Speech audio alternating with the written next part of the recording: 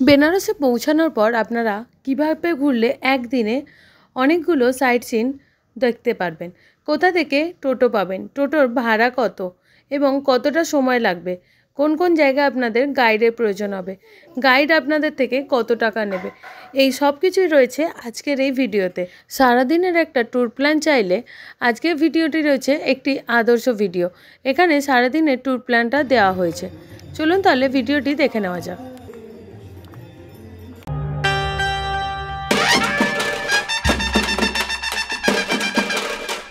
আজকের ভিডিওতে আমি যেহেতু সারাদিনের ট্যুর প্ল্যান দেব, তাই সারাদিন আমরা কি করেছি, কিভাবে কাটিয়েছি সেটাই আপনাদেরকে জানাচ্ছি। সকালবেলায় আমরা গঙ্গা স্নান করে গদুলিয়া চক মোড় থেকে একটা টোটো নিয়ে বেরিয়ে পড়েছিলাম বেনারসের সাইট সিন দেখার উদ্দেশ্যে। গদুলিয়া চকের মোড় থেকে মাত্র 1200 বা 1300 টাকার বিনিময়ে আপনারা অটো কিংবা টোটো বুক করে নিতে পারেন। প্রথমেই আমরা যে স্থানটিতে গিয়েছিলাম সেটা হলো সারনাথ। সারনাথের আশেপাশে রয়েছে বেশ কিছু বুদ্ধ মন্দির। এখানে আমরা একজন গাইড দাদার হেল্প নিয়েছিলাম, তার মুখ থেকে এখানে সম্পূর্ণ ইতিহাসটা আমরা শুনে নেব। बनाया गया है, इसके 4 सिर होते हैं, सामने से 3 ही दिखता है और है 4। ये साहस, शक्ति, आत्मविश्वास, गौरव का प्रतीक माना जाता है। नीचे में 4 जानवर भी है, हाथी, घोड़ा, सांड और शेर। 80 फीट 9 इंच इसकी हाइट है और बहुत सारे पत्थरों को जोड़ करके बनाया गया। 16 मार्च 2011 में बना है, जो अफगानिस्तान में तालिबानियों ने तोड़ दिया था, उसी का रेप्लिका ये बनाया गया। अफगानिस्तान में एक पहाड़ों को काट करके बनाया गया था, उसका नाम था बामियान था। तो वहाँ 2001 में तोड़ दिया गया, 2009 में काम स्टार्ट हुआ, 2011 में बन करके कंप्लीट किया गया है। और स्टैचू को थाईलैंड के ex prime minister China man के द्वारा ओपनिंग किया गया था जी। और जो है कि ये जो थाई टेम्पल का नाम रखा गया है वट थाई सारनाथ। जो इस पूरे कैंपस का सारा मैनेजमेंट थाईलैंड की सरकार करती है अभी भी। और देखिए, बुद्ध का जो जन्म स्थान है लुम्बिनी नेपाल। ज्ञान की प्राप्ति हुआ बोधगया बिहार, पीपल ट्री के नीचे। सारनाथ में ज्ञान दिया था और कुशीनगर में इनका महा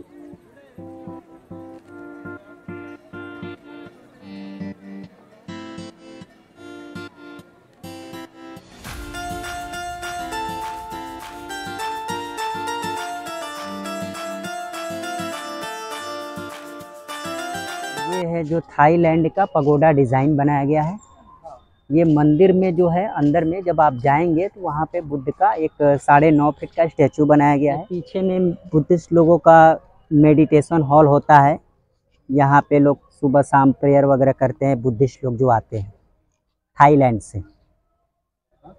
हाँ, इसमें जो है मेडिटेशन हॉल होता है पीछे में, क्योंकि टेम्पल को 2 भागों में डिवाइड किया गया है ना।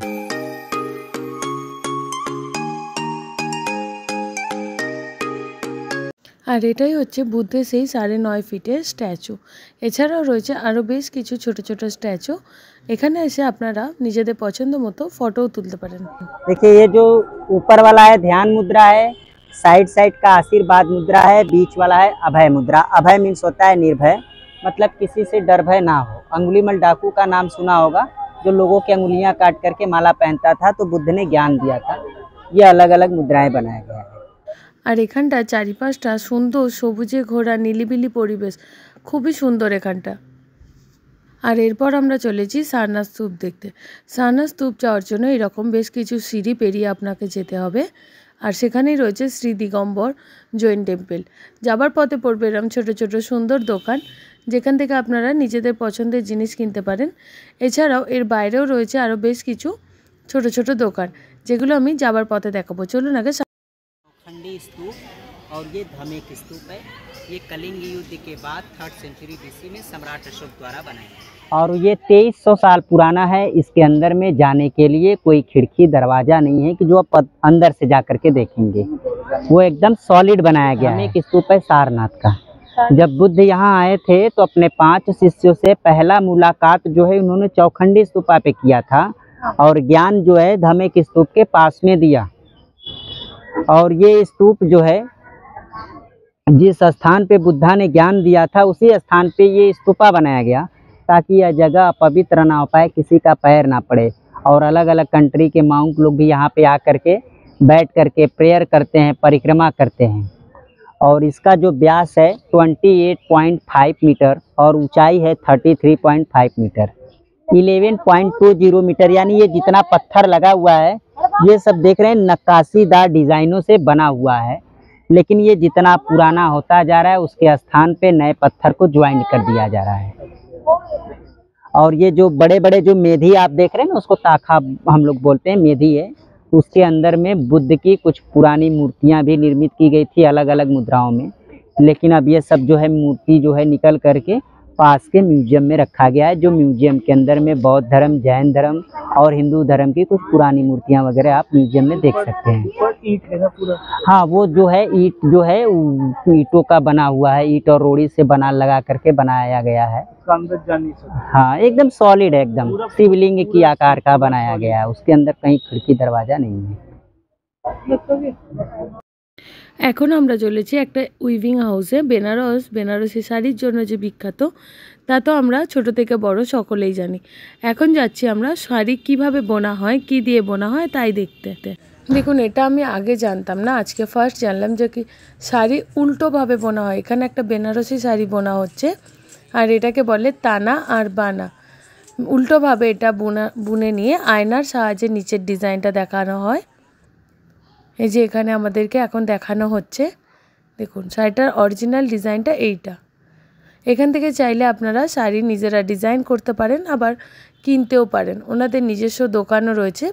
গাইড দাদাই আমাদের এখানে নিয়ে এসেছিলেন। আর বলে রাখি যে আমরা গাইড দাদাকে কোথা থেকে পেয়েছিলাম, যে কত চার্জ নিয়েছে, কত সময় ছিল আমাদের সঙ্গে, এবং আমরা যেই সারনাথ ঘুরলাম তার জন্য কোথায় গাড়ি পার্কিং করেছিলাম তার কত চার্জ, সম্পূর্ণটাই এবার আপনাদেরকে জানাবো। সারনাথ জৈন টেম্পলের উল্টো দিকেই রয়েছে অটো স্ট্যান্ড, যেখানে আপনার অটো কিংবা টোটো যাইভাবে আসবেন তারা ওখানেই স্ট্যান্ড করে, তার জন্য কোনো পার্কিং ফিস লাগে না।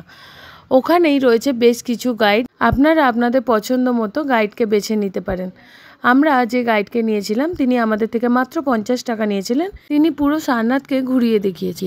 आपका नाम और फोन नंबर बोल दीजिए। मेरा नाम अनिश कुमार मौर्य है और मेरा नंबर मोबाइल नंबर 8933988171। फिर से बताइए। मोबाइल नंबर फिर से बोल दीजिए। मोबाइल नंबर मेरा है 8933988171। कहाँ से लोग मिलेंगे आपके साथ? वो वाला गेट से? हम लोग थाई टेम्पल के पास। চলো তাহলে গাইডের কাজ এখানে শেষ হয়ে গেছে। তো উনি যতটা যা ঘুরিয়ে দেখে দিয়েছে। উনি আমাদের থেকে 50 টাকা ডিমান্ড করেছিলেন, বাট উনি যা দেখিয়েছেন, যা এক্সপ্লেন করেছে, আমার মনে হচ্ছে 50 টাকা খুবই কম উনি চেয়েছেন। আর ওনার কন্ট্যাক্ট নাম্বার দিয়ে দিলাম আপনার কাছে। আমরা এসেছি সারনাথ স্তূপে। সারনাথ স্তূপ আমাদেরকে ঘুরিয়ে দেখাই। সারনাথ স্তূপের ইতিহাস অনেক বড়, এখানে কোনো গাইডও অ্যালাউ নেই। এটি বিশাল বড় এলাকা জুড়ে রয়েছে। এখানে ঘুরতে আপনার প্রায় 1 থেকে 1.5 ঘন্টা সময় লেগে যাবে। আমি নিজেই সম্পূর্ণটা ঘুরে দেখতে পারিনি, আপনারা চাইলে সম্পূর্ণটা ঘুরে দেখতে পারেন। এবং প্রতিটি ফলকে এখানে তার কাহিনীগুলো বর্ণিত করা রয়েছে, আপনারা চাইলে এটা ঘুরে ঘুরে দেখতে পারেন। আমি এক ঝলক এটাকে দেখিয়ে দিচ্ছি।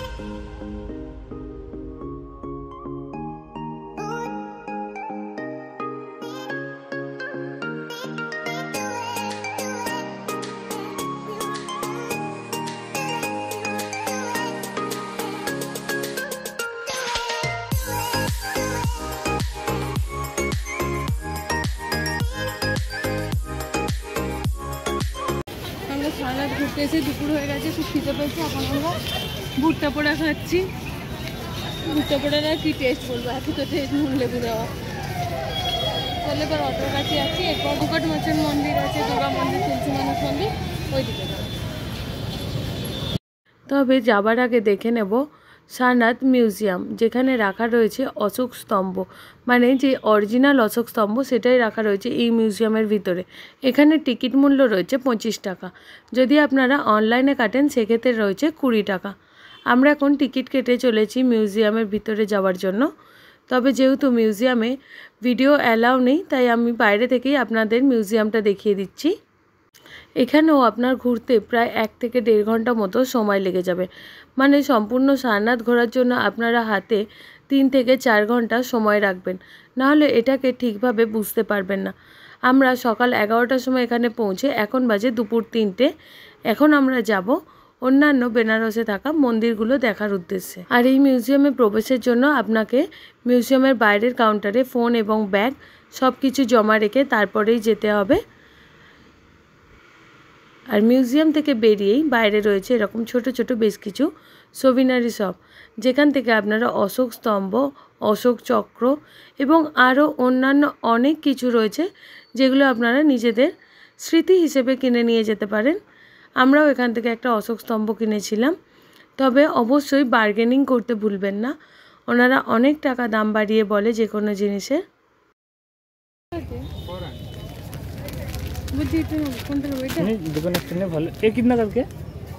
আর এখন রাস্তায় যাবার পথে পেলাম বেনারসের বিখ্যাত কিছু খাবার, যেমন তার মধ্যে একটা হচ্ছে নানখাটাই। এই নানখাটাই উত্তরপ্রদেশ, শুধু বেনারস নয় পুরো উত্তরপ্রদেশেই বেশ প্রচলিত একটি খাবার। এখান থেকে আমরা 4-5 রকমের নানখাটাই কিনে নিয়েছিলাম এবং খেতে বেশ ভালো ছিল। এরপর আমরা একে একে বেনারসের মন্দিরগুলো দেখে নিলাম। যেমন তার মধ্যে এটা রয়েছে দুর্গা মন্দির। দুর্গা মন্দির দেখার পর আমরা গিয়েছিলাম তুলসী মানুষ মন্দিরে। তুলসী মানুষ মন্দিরের আশেপাশটা বেশ সুন্দর করে সাজানো এবং মন্দিরের ভিতরটাও বেশ সুন্দর করে সাজানো গোছানো। মন্দিরের চারিপাশ ঘুরে এখন আমরা চলে এসেছি মন্দিরের উপরের ফ্লোরে। সিঁড়ি দিয়ে উপরে এলেই আপনি কৃষ্ণের জীবনদশা চরিত্রটি খুব সুন্দরভাবে দেখতে পাবেন এবং মন্দিরের আশপাশ জুড়ে রয়েছে আরও বেশ কিছু দেবদেবীর মূর্তি। আর মন্দিরের বাইরে রয়েছে এরকম একটি বড় বজরংবলীর মূর্তি, যেটি। আর এরপর আমরা চলে এসেছিলাম বেনারস হিন্দু ইউনিভার্সিটির ভিতরে। বেনারস হিন্দু ইউনিভার্সিটি এতই বড় যে এটা আপনার পায়ে হেঁটে ঘোরা কোনোভাবেই সম্ভব নয়। আপনাকে অটো কিংবা টোটো করেই এখানে ঘুরতে হবে। আর দুপাশে রয়েছে সবুজ গাছে ঘেরা একটা সুন্দর পরিবেশ। ইউনিভার্সিটির ভিতরেই রয়েছে বিড়লা মন্দির। এখন আমরা চলেছি ওই বিড়লা মন্দির দেখার উদ্দেশ্যে।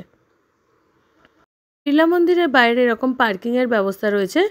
আপনারা অটো কিংবা টোটো বা বাইক যাতেই আসেন না কেন এখানে সুন্দর পার্ক করতে পারবেন। এই মন্দিরটি বেনারস ইউনিভার্সিটির ক্যাম্পাসের ভিতরেই রয়েছে। আর মন্দিরটি কাশী বিশ্বনাথ মন্দিরের আদলেই তৈরি। এখন আমরা এই মন্দিরের ভিতরে যাচ্ছি। মন্দিরের দুপাশে এরকম ডালার দোকান রয়েছে, যেখান থেকে আপনারা ডালা কিনে পুজো দিতে পারেন। মন্দিরের মেন গেট দিয়ে ঢোকার পরেই আপনারা পেয়ে যাবেন জুতো রাখার কাউন্টার, যেখানে ফ্রি অফ কস্টে জুতো রেখে আপনারা মন্দিরে ঢুকতে পারেন। আর মন্দির চত্বরটা বিশাল বড়। মূলত এটা একটা শিবের মন্দির, এখানে আপনারা পুজো দিতে পারেন।